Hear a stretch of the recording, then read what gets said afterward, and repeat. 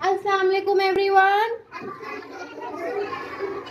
So today we have float and sink experiment. ठीक है? Today we are going to observe that what will sink and what will float in water.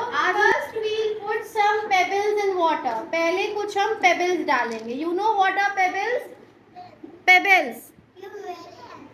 पहले इसको डालेंगे. Let's see it will float or it will sink. देखते हैं ये नीचे जाता है कि ऊपर तैरता है. क्या हुआ? Now we'll put foam. Now we'll put foam in water. देखते हैं foam नीचे जाता है कि ऊपर जाता है. It is floating. And then put on the sponge. And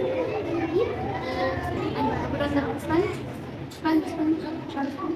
And अच्छा.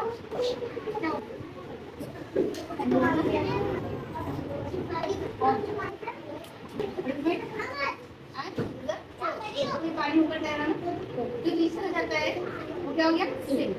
ऊपर तैर रहा है जो मतलब वो फ्लोट होगा. ओके.